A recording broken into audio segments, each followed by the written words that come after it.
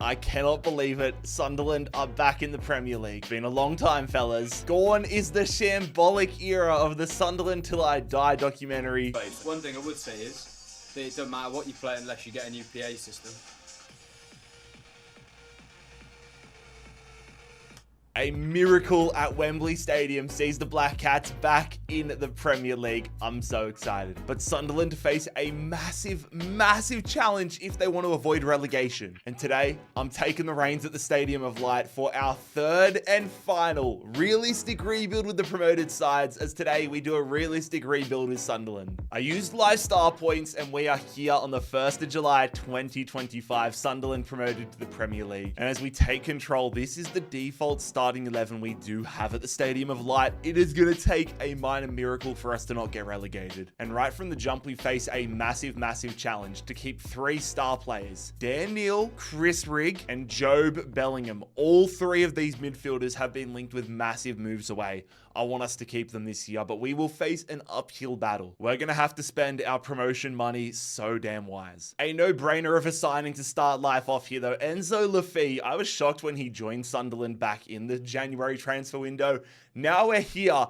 Sunderland in real life have activated his release clause, and there was no doubt in my mind that I was going to do the same. Enzo Lafay, welcome to Sunderland on a permanent transfer. But not everybody is going to stay on this journey at Sunderland. Jay Matete is heading to Swansea City, and we've got a lot of loan moves coming up. Leo Hjelde heading to Heidenheim, and Abdullah Ba teams up with Messi for the year. We're also going to say goodbye to Tom Watson. This may be controversial. This may be a weird thing to say. Yes, he was the hero for Sunderland at Wembley Stadium. He has been rumored with a move away from the Stadium of Light, so him leaving the club isn't controversial in its own right. It's controversial that I've sold him to Blackpool. In real life, the clubs Tom Watson has been linked with have been a lot bigger clubs. The game doesn't rate him. The game hasn't caught up to his performances in real life. So Tom Watson's actually taking a step down. Regardless, I have sold him. Now, it's clear we're going to need a striker this year. There are a few strikers that have been linked with moves to Sunderland. Danny Welbeck, one of them. He's retired. And he's not the only. He's retiring. He's not the only player that Sunderland have been linked with that is going to be retiring. Jordan Henderson also fills under this category. I wanted to bring him back for the fairy tale ending so desperately. Danny Ings, a name that was also rumored heavily with Sunderland, but if we're not going to survive in this game, it's not going to work with a 72 rated striker. So for me, that leaves one name left on our short list available at the striker position. He's ready for his big Premier League move. It is the Ukrainian striker, Vanat. We pick Vladislav Vanat up from Dynamo Kiev. Right back to the players out of the club. Timothy Pembele, a great prospect at right back, sending him on loan to Lazio. Hold the horses, lads. I might have been able to get a workaround. Anthony Patterson, I do plan on selling him, but Ajax have come to us. Can we get Henderson? Propose other player. Midfielders. Jordan Henderson. Can we get Jordan Henderson this route? Look, I'm going to take the transfer fee off. If we could do a straight swap, that would be absolutely brilliant for 1 year of Jordan Henderson. They have walked out. Come to a player that's worth like 4 mil. I tried, lads. I tried. I was uncertain about what to do with this man, but I've decided to loan him out again. I'm going to butcher his last name, but it is 2 years on loan at Mallorca for Adil Alchichi. There we go though, fellas. A new goalkeeper, imminent. Anthony Patterson sold to Lorient, whilst Joe Anderson heads to Huddersfield. I've refrained from signing him in any of our realistic rebuilds to date, but I think it is time for us to pull the trigger on Aaron Ramsdale, relegated to the Championship with Southampton. He's too high rated of a goalkeeper to be sitting in the Championship. We're going to get the English shot stopper for 12.5 mil. That is a bargain in terms of what we're getting for an upgrade. So after our first window, this is how the side looks. It is a 4-2-3-1 formation, just like what Sunderland were rocking a lot of the year. However, I have put Bellingham into the attacking midfield role. I want to make sure I can get Ekwa and Neil into the CDM roles. Already converted Bellingham to an attacking midfielder. Enzo Lafay not too far behind him. And to my delight, we didn't get any offers for Jobe Bellingham. If a Borussia Dortmund or one of the German clubs came in for him that he's been linked with, I was going to sell him, but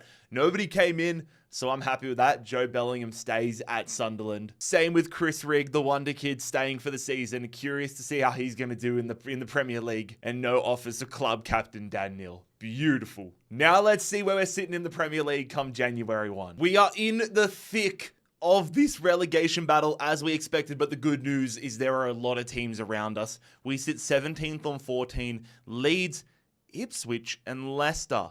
Ipswich and Leicester, what are you guys doing here? Hold up a damn minute. Why are Ipswich and Leicester in the Premier League? Who is in the Championship? I'm so confused. Burnley are here. We're here. Bournemouth and Brentford are in the Championship. You know what's happened? When I've gone and I started this career mode using live points with Sunderland, it started with us in the playoffs against Coventry. I simulated using live start points to make sure that we were in the Premier League along with the new ones and it was the right year or the players were right on contract. But the table in the Premier League shifted on the final days of the season. Bournemouth and Brentford have gotten relegated. In the final match days of live start points on this save, Ipswich and Leicester pulled off a miracle. There is nothing I could have done about that. I am so annoyed with that. That moves the goalposts, but it still doesn't change that we are in the thick of this relegation battle. Thanks, live points. Guess you're not flawless after all. Look, it is clear to me, though, I need an upgrade to this squad if I'm going to survive relegation. But I need a little more money to do that. Alan Brown has been sold. Here we go. I've got myself a new centre-back. Ladies and gentlemen, welcome another former Southampton man, Taylor Harwood-Bellis, to the Stadium of Light. Okay, here we are. Final day of the Premier League season. We sit 16th. We have had a stinker of a season, but fortunately so have Leicester, Ipswich, and Leeds United. Leeds could relegate us though. Ipswich and Leicester automatically down. We need to do something here against Leeds United. We can't bank on Everton. They have 2 games left for some reason. We face West Ham United at home. Final day of the Premier League season. A win, maybe even a point, secures Premier League survival. We win it! Come on! Ekwa is going to score the goal. We are going to win at home and secure Premier League safety with Sunderland. Oh my god, I came into this season, I can't lie, fully convinced that I was getting relegated. We end up being 16th, and it is Leeds, Ipswich, and Leicester who go down. Leeds ended up getting a point on the final day of the season, so I'm counting no, they got to win there. I'm counting my blessings massively. Winning the league this year is going to be Manchester City. Man United win the FA Cup. 3rd round exit for us. Arsenal win the Carabao. Again, I'm not too bothered about the cups when we've survived in the Prem. Man City win the Champions League. Liverpool win the Europa. And Galatasaray beat our rivals Newcastle United in the Conference League final. Oh my god, I'm pumped. Van Aert has had a belter of a season. 19 goals, 7 assists. We're going to struggle to keep him next year.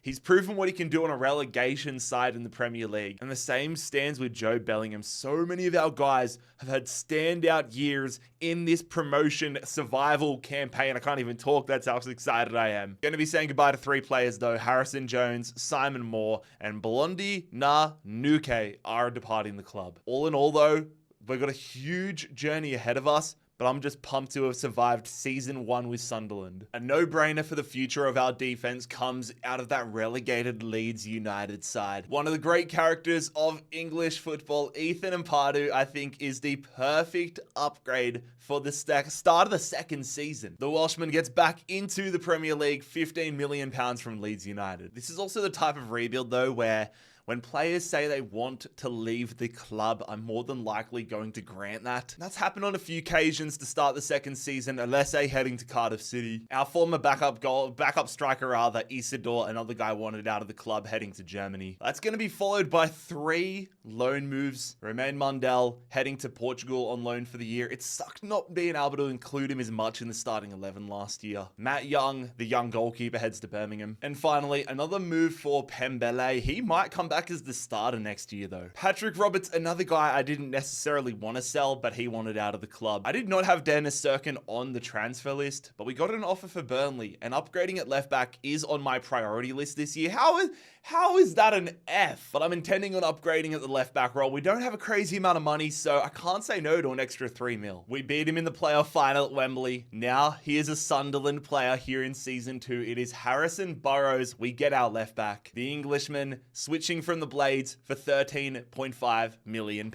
It's happened, fellas. It's happened. I said I was only going to accept an offer if one that made sense came in. I rejected Bournemouth. I rejected West Ham United. But Eintracht Frankfurt, the club that Joe Bellingham is so heavily linked with in real life, have come in for him. I've had to accept it. It's a huge spanner in the works. If this didn't have the tag of realism next to it, I would not be selling Joe Bellingham. But if we're sticking to realistic rebuild mantras, Joe Bellingham has to go. The great prospect signs with Eintracht Frankfurt. Selling Joe Bellingham hurts the soul, but it's also an opportunity. I'm going to make a move right now that is either going to be a masterstroke or is going to get me fired. But I'm going to sign one of the most polarizing figures in American football, Claudio Reyna. Just kidding. That's his dad. His dad, Gio Reyna, his dad, Claudio Reyna, played for Sunderland, and Gio finds himself at a very, very critical crossroads of his career, not getting starting time too regularly for Borussia Dortmund. I'm bringing him to the Stadium of Light, the club where his dad played for 2 seasons in the early 2000s. Looking for a career resurrection right now. There's been many Americans before, but the latest one joins, Gio Reyna signing from Borussia Dortmund. A right midfielder by default, but within 2 weeks, he will be an attacking midfielder. I entered last season almost convinced that we were going to face relegation. I enter season 2 the polar opposite. I actually have a lot of optimism for this year. Big question marks around players like Rig, whether they're going to be starters next year or whether I'm going to look to loan him out. But as a whole, I feel so much more confident about the direction of this club moving forward into season 2 than I did season 1, which is ultimately why we're probably going to get relegated. Come on. All right. 1st of January, sitting 12th right now. We're not clear. We're only 6 points ahead of Everton, only 7 ahead of Burnley, but there is a lot of wiggle room, a lot of clubs below us. And on the flip side of the coin, we are as close to 7th place Liverpool as we are 18th place Everton.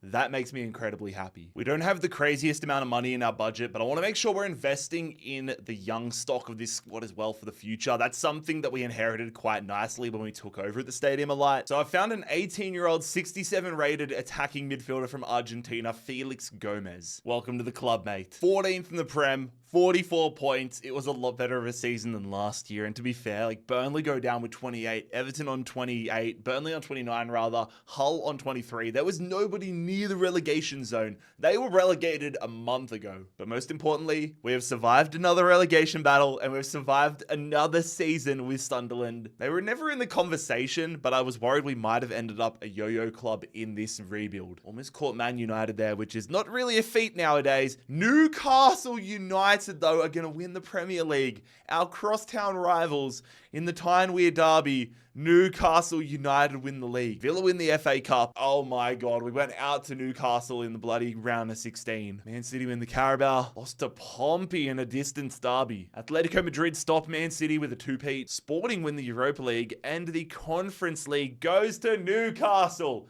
I hate to say it, but right now at this stage of the career mode of the rebuild, Newcastle are by far the bigger club. That will change. Newcastle, we will be bigger than you one day. Banat has had another unbelievable year though in the Premier League. Almost 20 goals in the league for him, which is insane for a club that finished 14th.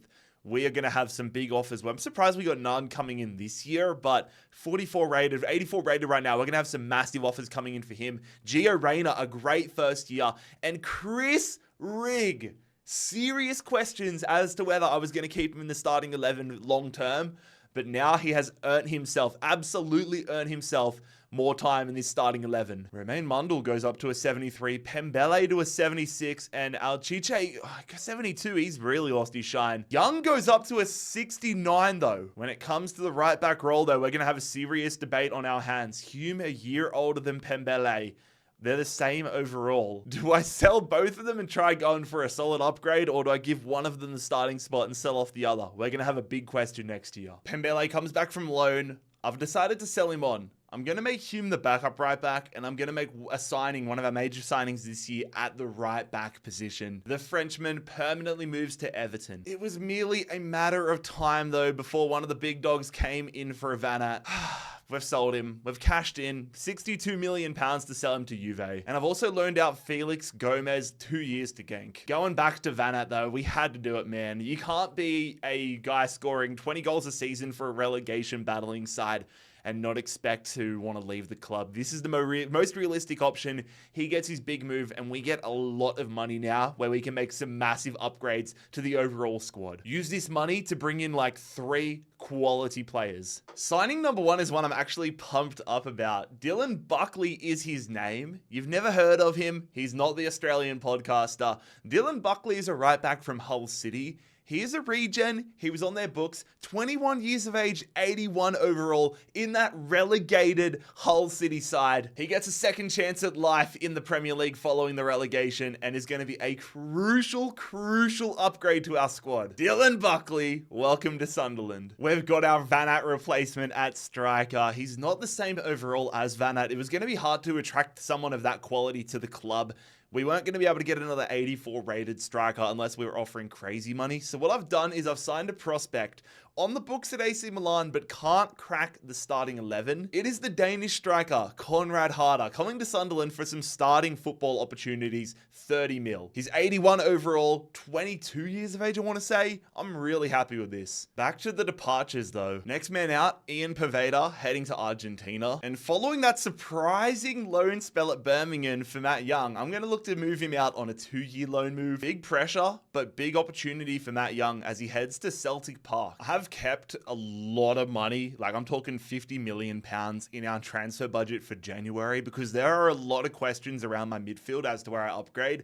To be honest, the most likely upgrade looks like Enzo Lafia. I'm probably going to put some good money into an attacking midfielder in January. Neil and Ekwa would probably be the next likely candidates, but then again, they are younger and higher overall than Lafia, so I'm giving him 6 months, but I'm ready to pull the trigger for a new attacking midfielder and really take us to the next level with Sunderland. Oh my God, we love a draw. Just 4 wins in this first half of the season, but 9 draws. 21 points, bro. We convert some of those into wins and we're sitting in the top. We convert 2 of those into wins and we're sitting in a top 4 spot, basically. Or rather, a top 7. I can't do math today, it seems. But we need to change that. We need to get... I'm going for an attacking midfielder. Yeah, to Lafia's credit, he has grown to a 78, but it just makes sense. He hasn't been putting up insane numbers since we've signed him. He's 27. Neil's 26, same overall. Ekwa's, yeah, he's not even in that same conversation anymore. It was basically between Lafia and Neil, and I think it's time for Lafia to get upgraded. Initially, I was planning on keeping Lafia and just renegotiating his contract to have him know that he was going to be a rotational backup, but then I started to think, an extra 10-15 mil could help us hit that next echelon of attacking midfield talent. So we've decided to sell Enzo Lafia to Fulham for 12.5 mil. And I think I've just proven my point. Now let me explain this. I've signed Morgan Rogers. He's English, he's a beast. I haven't signed him from Aston Villa. I've signed him from Eintracht Frankfurt. He's probably too good to be joining us here, but then I looked at the Frankfurt side. They have Malik Tillman, Enzo Milo, and Jobe Bellingham all competing with Rodgers for the attacking midfield spots there. All of them in the mid to high 80s. Morgan Rogers was the lowest rated of the bunch. So we have signed him at Sunderland, bringing him back to England, and he is surely going to be the difference maker for us at the Stadium of Light. 85 rated, club record transfer, £50 million. Absolutely massive signing. I am pumped about that one. But that also puts the pressure on us, because if we stay as a mid-table to low-table club, I can't see him being too patient. This really means we have to speed things up and show progress. Changing up the speed a little bit here though, we've got a loan move for Ballard. The Northern Irishman wanted a loan move. I'm going to give it to him for 6 months just to get him happy again, then renegotiate his contract or maybe even sell him. But Ballard is heading to Villarreal for just 6 months. The draws are brutal, man. The draws are absolutely brutal. 7 of them in the second half of the season. That is the defining point of this season. 48 points. I mean, we finished with, what, 2 more points than last season? But we finished in 10th. Premier League is so year to year, man. The draws have killed us. 10th in a season where we could have easily finished, in my opinion, in a European spot. Man City win the league. Forest, Southampton, Ipswich go down. But this feels like a season of what if. Brighton win the FA Cup, Man City the Carabao. Nothing to talk about on our behalf though in either of them. I'm starting to get to the point now where our team is good. We've got an 85 rated Morgan Rogers. I want us getting into the European space. Champions League ideally, but if we could get the Europa League, which Aston Villa have won, or the Conference League as a starter, I would be very happy about that. European qualification of any type is the goal for season 4. Otherwise, I fear, again, some of our bigger players are going to want out. Conrad Harder has hit the ground running. We sell Van Aert. In the first season, Harder hits the same overall and eclipses his best goal-scoring season. We've made the right call, but again, I'm going to sound like a broken record, but in these realistic rebuilds, if a big-name player wants out and we're not a big-name club, I feel obliged to do it. Giovanni Reina gets the most assists. His career renaissance continues. Morgan Rogers, though, I am so excited to see what we can do with the first full season with him under our belt. Rig hits the 80s. I am glad I kept the faith. We will be saying goodbye, though, to Luke O'Neill, who is going to be retiring. The heart and soul. I remember watching him in the Sunderland Till I Die documentary, 2018 or whenever it was. Absolute character. And we say goodbye to him in this rebuild. Abdoulaye as well, the Nigerian striker, I'm letting walk on a free. Well, I'm gonna wind up some Newcastle fans here. We're gonna put a lever into the derby because I've signed a former Newcastle man. Now, by this point, Elliot Anderson hasn't played for Newcastle for 5 years in this current save, and he was on a relegated Nottingham Forest side. It makes sense to bring him in. We get a player entering the peak of his career, 83 overall on a cut price deal. Elliot Anderson, he's not the first player that's played for Newcastle to join Sunderland, but he is the latest. The defensive midfielder signing on from Forest for £21.5 million. We do need a backup striker just in case anything happens to Harder, though. Emre Tezgel is going to be that man. And we're going to officially part ways with the Serbian midfielder Milan Aleksic going to the Turkish league. But overall, I'm keeping it pretty light this season. And that's mainly because I'm curious to see where we are sitting come January and coming next season, to be honest, because we have money, but I'm going to have to sell some players on if I want to make some big moves in January. Our entire starting 11 at an 80, though, we're sitting at a very, very good spot now, but a spot where we need the team to kick on so players like Morgan Rogers and Harder don't want to leave the club. This is more like it. All right, 1st of January, only 2 losses all year. The draws still aren't great, but they're in a more manageable position than last year because we're actually getting wins. We are in the title race, ladies and gentlemen, although so are about 7 clubs or 8 clubs, so still a lot of work to do. But I want us pushing for that Premier League title. I want us pushing for Champions League qualification. What I'm going to do, I'm going to sign somebody as a backup centre-back that I almost signed in Season 1. Callum Doyle linked with Sunderland in real life. We get him here now in Season number 4 from Manchester City. He's not going to win us a Premier League title on his own, but it's going to help the squad as a whole. Hold up, lads. I gotta pause it here. We've just had a major moment happen. We've qualified for the Carabao Cup final by beating Aston Villa on penalties, and we're going to be versing Newcastle United. We have ourselves an unbelievable opportunity to not only qualify for Europe and win our first trophy as Sunderland gaffer, but get bragging rights in the Tyne-Wear derby, Newcastle, Sunderland, Wembley Stadium. Here we go, ladies and gentlemen. We lose! Oh my God, Ousmane Dembele and Arandes is going to give Newcastle United the EFL Cup. God damn it. Okay, I'm glad. A loss on the final day of the season could have had us all the way down in 8th position. However, we have won against Crystal Palace, knocked them out of the top 4, and we are going to the Champions League in season number 5. Chelsea win the league, but I don't care. We finished 4th with Sunderland, and we have finished above Newcastle. Newcastle beating us in the cup. They finish 11th. Leeds, Fulham, and West Ham go down. Arsenal win the FA Cup. Atletico, another Champions League title for them. Inter Milan win the Europa League, and the Conference League goes to Lyon. Conrad Harder and Morgan Rogers, what a dynamic duo the two of them are.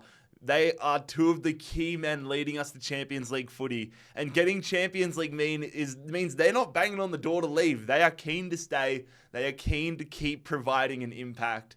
We've just got to keep getting Champions League football year after year. Rig, not the most productive season for him, but he does get himself to an 83. Gomez and Young coming back from their loan spells. I'm quite disappointed Matt Young didn't get any growth in those 2 years at Celtic. But we will be saying goodbye to 2 absolute bottom feeders at the club, 2 guys that have no future. Oliver Bainbridge and Tom Lavery, I'm letting their contracts expire. Bring on the Champions League with Sunderland in season 5. That Champions League money just hits different, lads. We have got a decent budget and we need to spend it accordingly like a Champions League club. That's the level we're at now. And that is our form of realism. And I'm starting to realize my favorite type of signing at this stage of a rebuild is the superstar that is stuck behind another superstar at their club. And that's exactly how I describe Milos Kerkez in this rebuild. Second string left back at Borussia Dortmund, now coming back to the Premier League with Sunderland. The 85 rated Hungarian joins us for 45 mil. Yeah, Ekwa has been a superstar for us in this career mode, but where he's at right now versus the money that we got offered for him, I had to sell him. 27 years of age, 82 overall. We could have got him to like an 83, 84, but I think for our ambition, it is time we cash in. 40 mils hard to say no to. Not the only man leaving the club though. The Norwegian left back, Leo Hjelday, heading to Cardiff, and so is Zach Johnson. And this is where it gets fun, lads. I'm bringing another former Premier League player, another guy that's been on the South Coast back to the Premier League. We had Kerkez from Bournemouth, now coming up north to Sunderland. And at the defensive midfield role, we have Carlos Baleba, former Brighton man,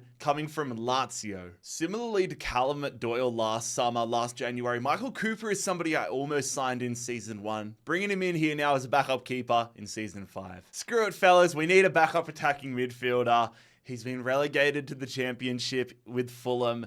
I'm bringing him back to the club for the 3rd time. Welcome back to Sunderland, Enzo Lefebvre. This team knows football, lads. This team knows football. This is a good team, bro. The change from where we were to where we are has happened almost overnight. I've almost blinked and I'm like, oh, we're actually a really good team now. But the question is, are we a team that can win a Champions League title on our first attempt? We need to look at who we're playing to answer that question, and it starts in a less than ideal way. Away in Munich against Bayern. October sees us away in Copenhagen. And then away in Lyon. Are we going to get a home game in November? We got our first 4 games on the road.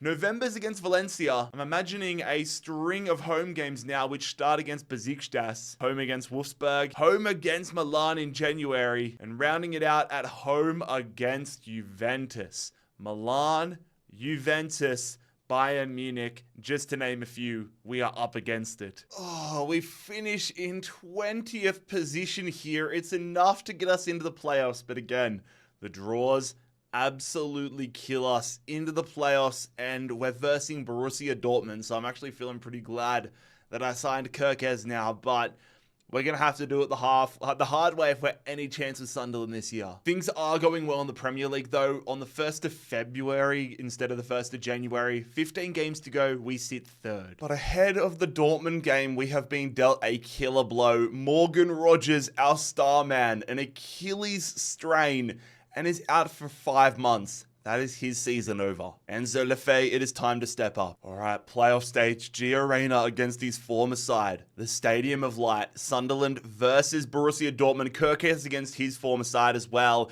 And we are going to come away with a 1-1 draw to take back Dortmund. My expectations are definitely tapered a little bit now that we don't have him for the rest of the season, now that we don't have Morgan Rogers. But second leg in Dortmund, come on, lads. Keep it alive. Keep it alive. We do. Rig is going to bag himself a brace. We are heading to the round of 16. Okay, round of 16. It would be massive if we could get the job done this year without Morgan Rogers, but we are versing Juventus. All right, first leg at the Stadium of Light again. I want to take a lead to Turin. I want to take a lead to Northern Italy. Can we do that? We cannot.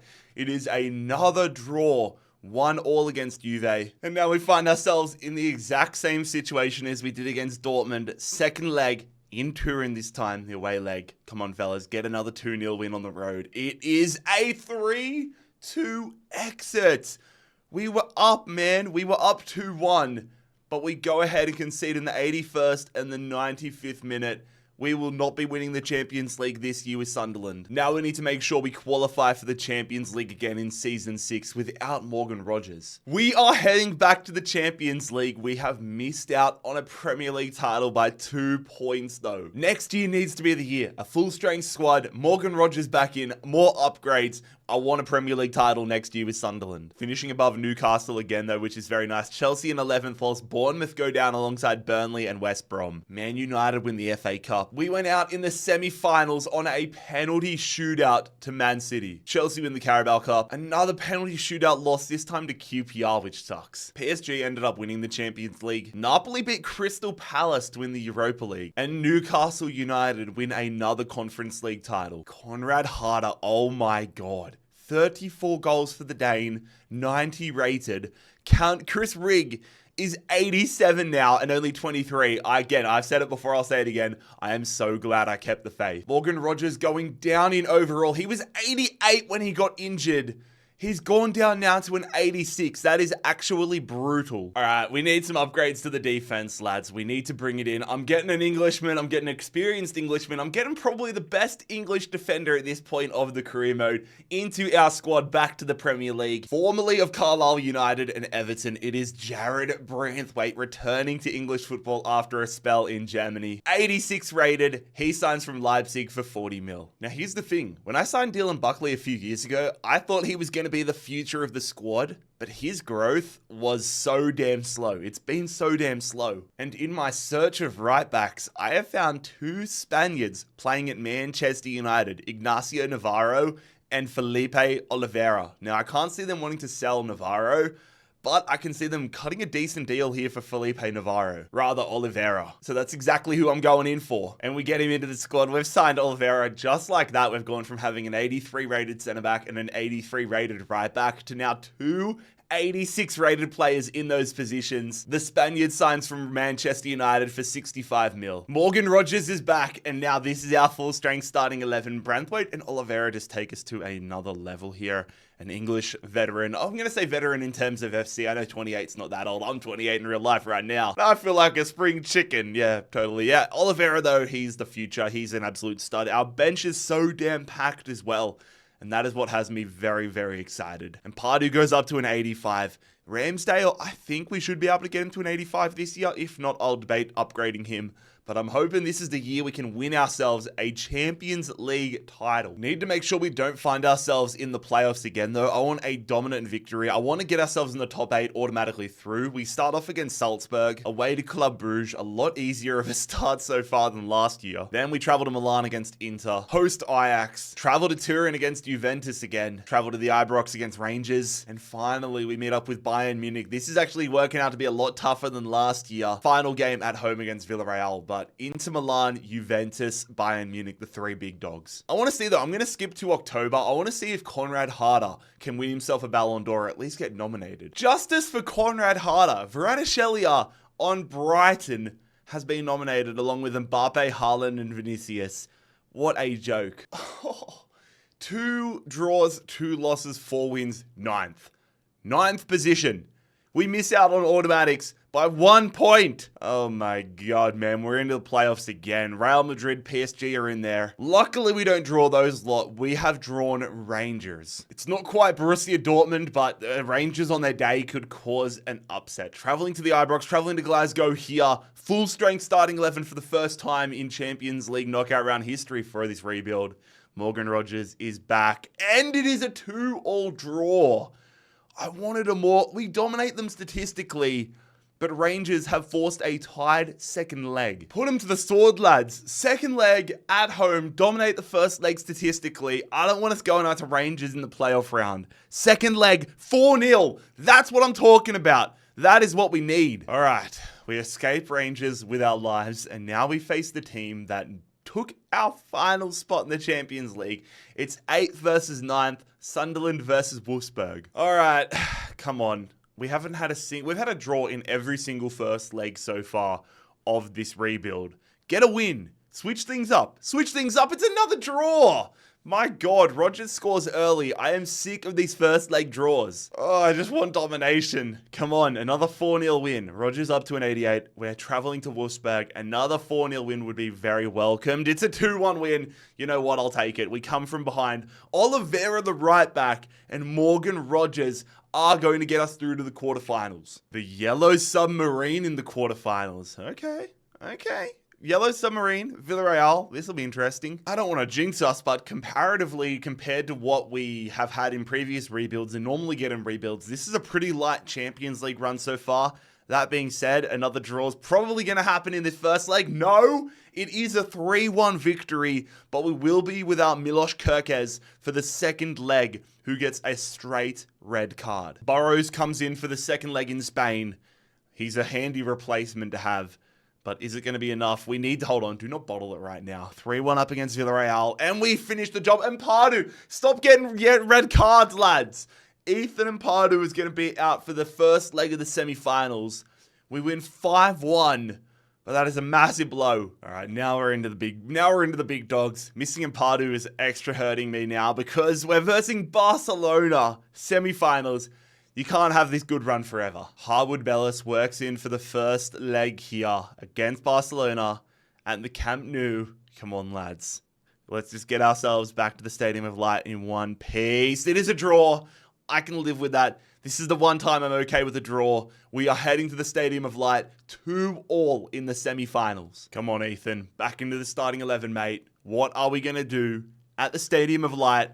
A spot in the Champions League final on the line. 3-0. Come on. Harder with a brace. Baleba gets the opening goal. We dominate Barcelona at home and are now going to face either Inter Milan or AS Monaco in a Champions League final. Get in there. Unsurprisingly, Inter Milan is the team. Inter Milan versus Sunderland, Champions League final 2031. Here we go. A look around the grounds. Real Sociedad win the Europa League. Feyenoord win the Conference League, not Newcastle. We finished 2 points away from a Premier League title for the second straight year.